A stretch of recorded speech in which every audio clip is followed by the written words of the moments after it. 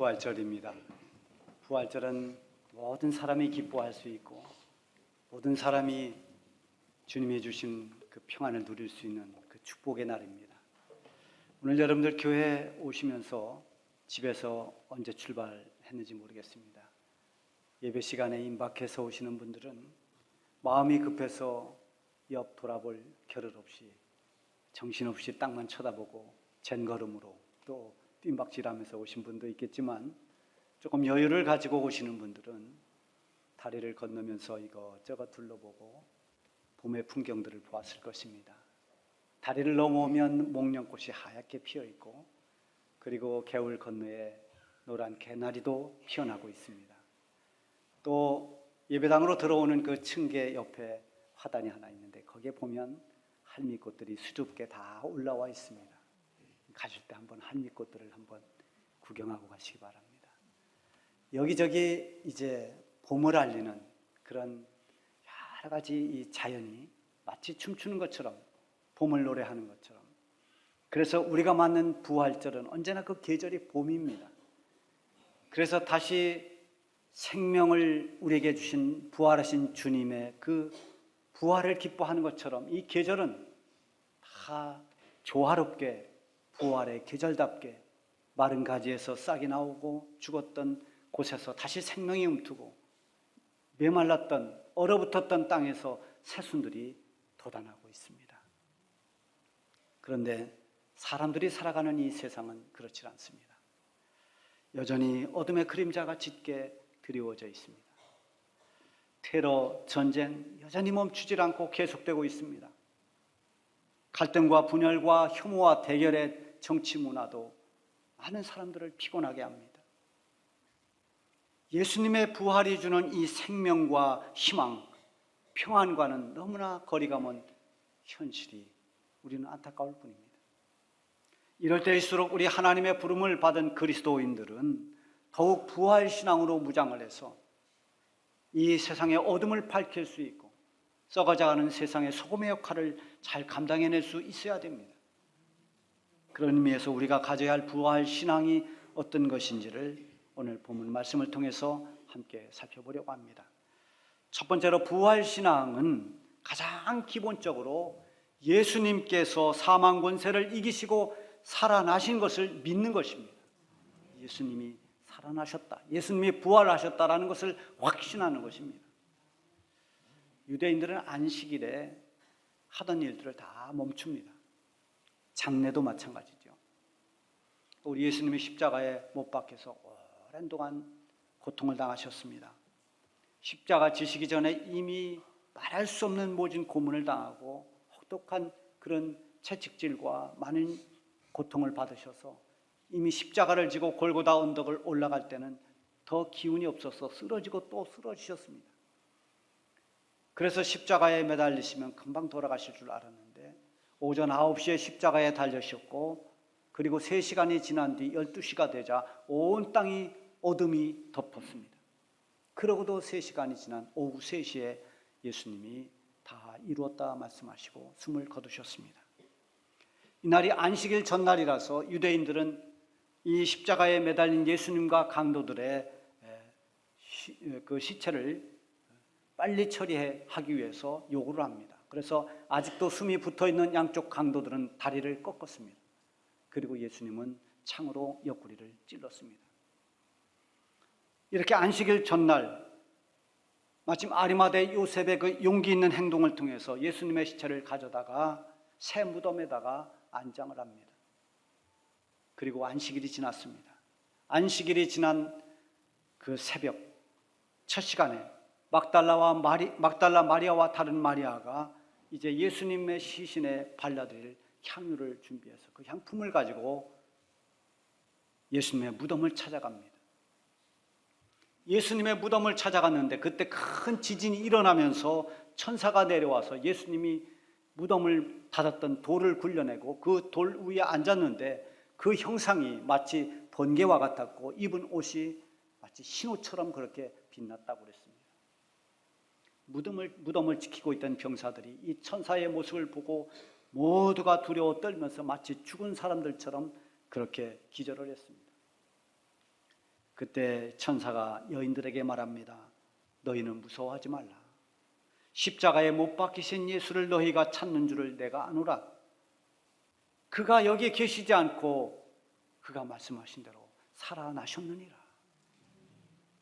그가 살아나셨느니라. 천사가 전해준 이 핵심 메시지는 예수님이 살아나셨다라고 하는 것입니다. 그 말씀 이전에 천사가 한 말을 보면은 십자가에 못 박히신 예수를 너희가 찾고 있구나. 그분은 여기 계시지 않는다. 이 무덤 안에 있지 않다. 여러분, 부활신앙이 없는 사람들은 십자가에 못 박히신 예수님을 전부로 알고 있습니다. 그래서 예수님을 안타깝게 생각하거나 실패한 예수님으로 오해하는 사람들이 참 많습니다. 약한 자를 도와주시고 병든 자를 고쳐주고 그리고 소외된 사람들을 만나주신 이 예수님, 오른뺨을 때리거든 왼뺨을 대주라고 했던 이런 사랑의 예수님, 이 예수님이 안타깝게도 십자가 처형으로 돌아가셨다고. 그분은 훌륭한 도덕 선생이요, 그분은 보통 사람들이 실천할 수 없는 사랑의 실천가요, 성인 군자라고 그렇게 생각하는 것입니다. 그런가 하면 또한 당시에 로마의 압제 아래 있던 백성들을 위로하고 희망을 주셨던 그분이 그렇게 민족 해방을 이루지 못한 채 아쉽게 십자가에 죽음으로 끝나고 말았다고 실패한 혁명가로 보는 사람도 있었습니다. 이런 모든 것이 다 예수님의 부활을 믿지 않는 데서 오는 인간 예수로만 보는 한계 때문에 그렇습니다. 6절에 보면 그가 말씀하신 대로 살아나셨느니라. 예수님은 실패한 혁명가가 아닙니다. 예수님은 그저 죽음으로 끝난 안타까운 사랑의 도덕가가 아닙니다. 예수님은 죽음의 권세를 이기고 그분이 말씀하신 대로 살아났습니다. 예수님의 부활은 이미 예수님께서 살아계실 때 제자들에게 분명하게 말씀해 주셨습니다. 나는 이제 고난을 받을 것이고 죽임을 당하고 사흘 만에 다시 살아날 것이다. 그럼에도 불구하고 제자들마저도 예수님의 부활을 처음에는 믿지를 못했습니다. 예수님이 살아나셨다라고 하는 이 예수님의 부활은 우리 모든 성도들이 가져야 할 가장 기본적인 믿음입니다. 우리에게 만약에 이런 부활 신앙이 없다면 우리가 가지고 있는 우리의 믿음도 헛될 수밖에 없습니다. 사도 바울은 고린도전서 15장에서 예수님의 부활에 대해서 이렇게 말합니다. 그리스도께서 다시 살아나신 일이 없으면 너희의 믿음도 헛되고 너희가 여전히 죄 가운데 있을 것이요 또한 그리스도 안에서 잠자는 자도 망하였으리니. 만약 예수님이 부활하지 않으셨다면, 그냥 그렇게 예수님이 십자가에서 죽으심으로 모든 게 끝나고 말았다면 성도들이 가지고 있는 믿음은 다 헛것이 되고 만다는 것입니다. 왜 그럴까요? 우리가 믿는 믿음은 예수님의 죽으심으로 우리의 모든 죄를 사해 주셨고, 예수님이 사망 권세에서 사망을 이기고 다시 살아 부활하심으로 인해서 모든 사람이 부활과 함께 영원한 생명을 얻는, 그것이 우리가 갖는 믿음입니다. 예수님의 부활이야말로 죄와 사망의 권세를 이기고 영생에 이를 수 있음을 보여준 아주 중요한 사건입니다. 또한 예수님의 부활은 모든 믿는 사람들이 가지고 있는 소망, 우리도 다 예수님처럼 부활할 수 있다는 것을 의미하는 것입니다. 그런데 만약에 예수님의 부활이 없다면 우리 성도들의 믿음은 헛된 것이 될 수밖에 없고, 그리스도 안에서 잠자는 자들, 즉 예수님을 믿고 이 땅에 살았던 모든 크리스찬들의 죽으신 우리의 선조들, 지금 죽음 가운데 있는 모든 그리스도인들, 이분들도 다 망했을 것이다, 그 말입니다. 부활이 없기에, 부활이 없다면 잠자는 성도들이나 우리나 다 헛되고 아무것도 아닌 그런 무의미하게 끝나고 말 것이다, 그런 말입니다. 그러나 이것은 역설적인 것입니다. 이 말은 무엇을 강조하려고 하는가 하면, 예수님의 부활이 있기 때문에 우리 성도들이 가지고 있는 믿음은 결코 헛되지 않고, 예수님이 부활하셨기 때문에 그리스도 안에서 잠자는 모든 죽은 자들도 예수님과 함께 영원한 생명에 이르고 부활의 기쁨에 동참한다는 것입니다. 고린도전서 15장 20절에 보면 그러나 이제 그리스도께서 죽은 자 가운데서 다시 살아나사 잠자는 자들의 첫 열매가 되셨도다. 여러분, 무슨 과실이든지 첫 열매가 맺히면 그 다음에 열매들이 줄줄 맺힙니다. 예수님이 첫 번째 부활의 열매가 되었고 예수님을 따르는 모든 성도들은 그 부활에 참여하게 됩니다.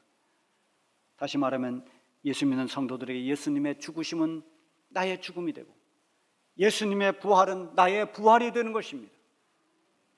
그러므로 예수님이 살아나셨다는 것은 이 부활의 믿음은 우리 모든 성도들에게 없어서는 안 될 아주 중요한 믿음인 것입니다.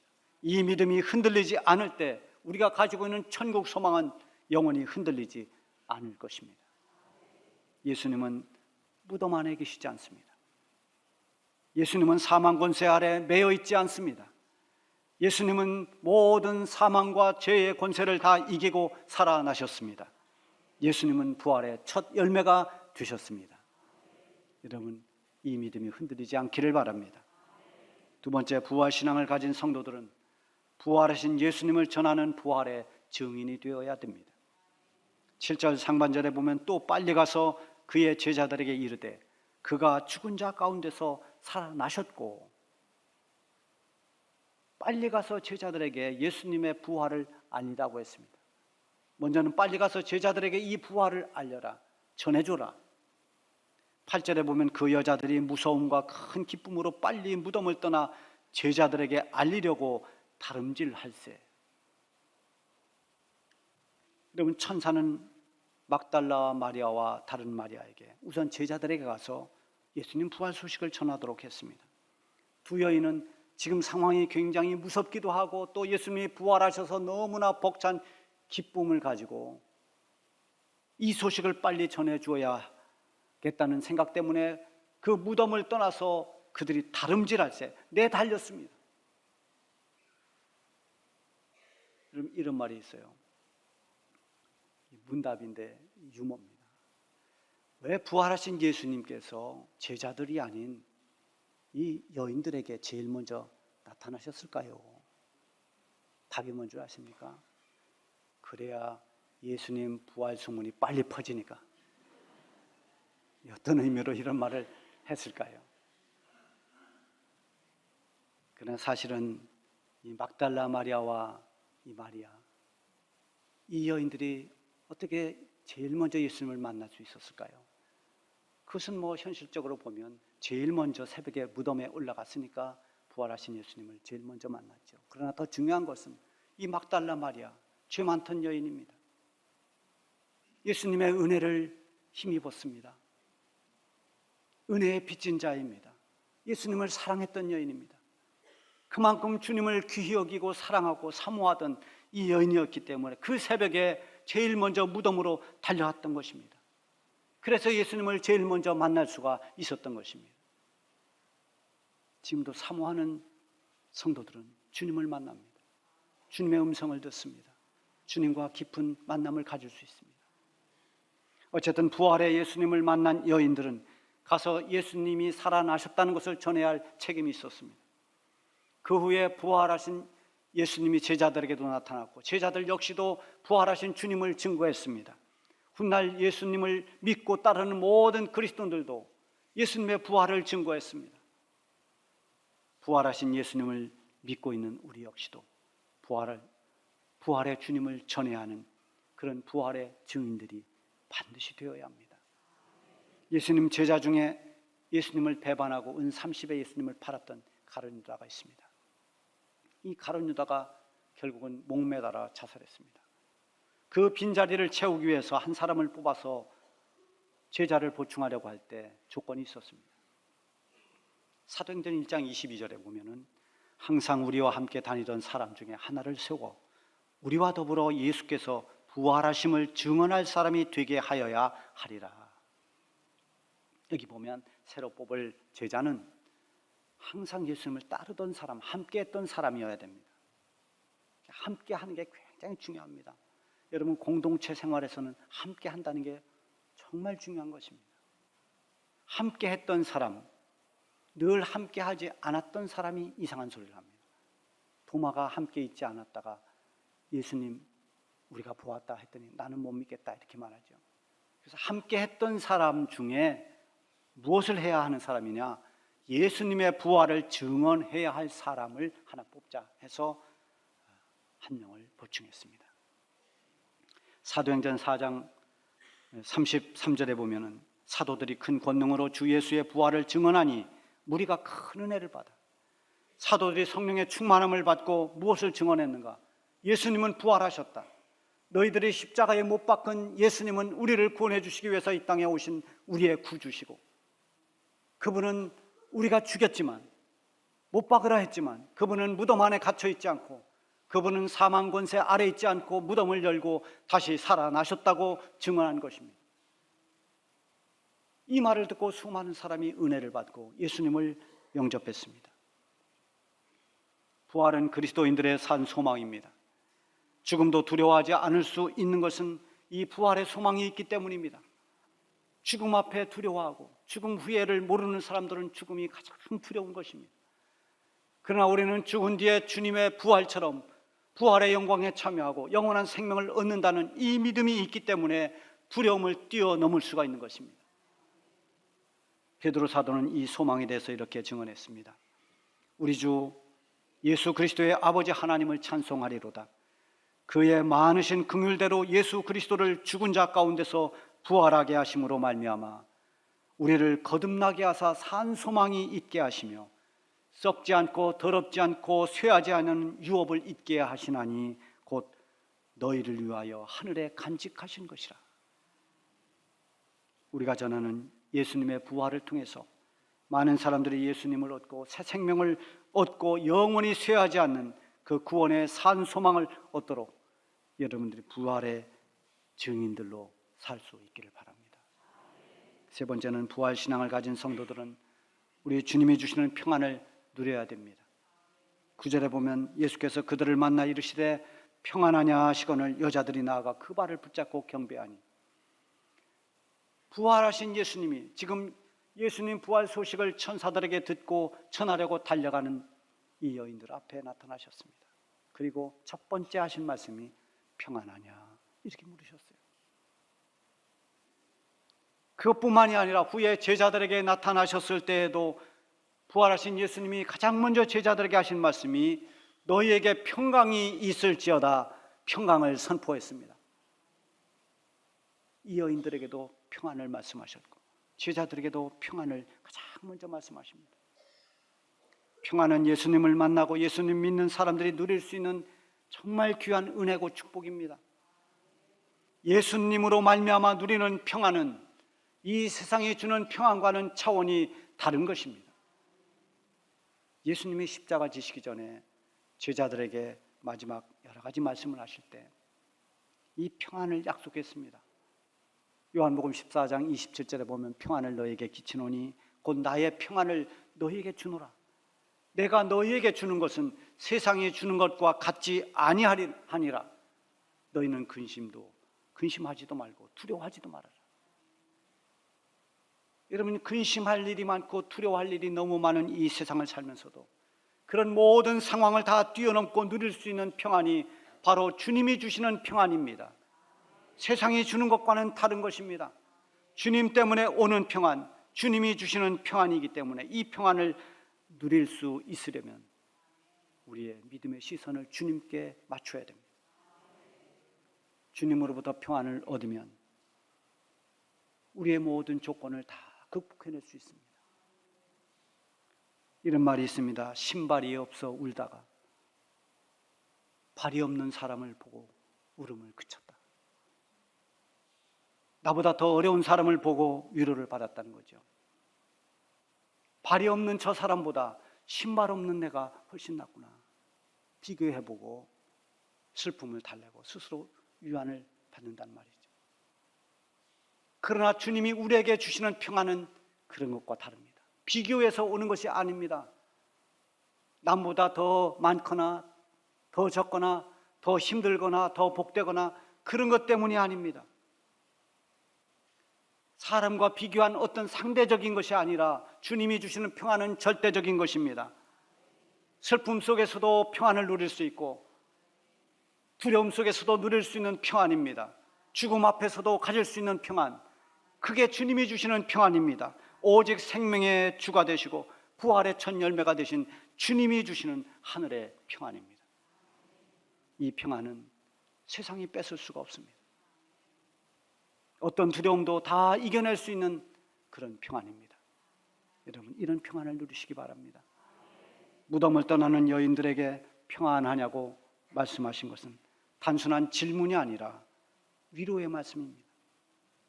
너희가 예수님의 부활을 보았으니 이제 두려워하지 말고 평안을 누리라고 평안을 선포해 주신 것입니다. 여러분, 예수님은 살아나셨습니다. 예수님은 부활의 주님이십니다.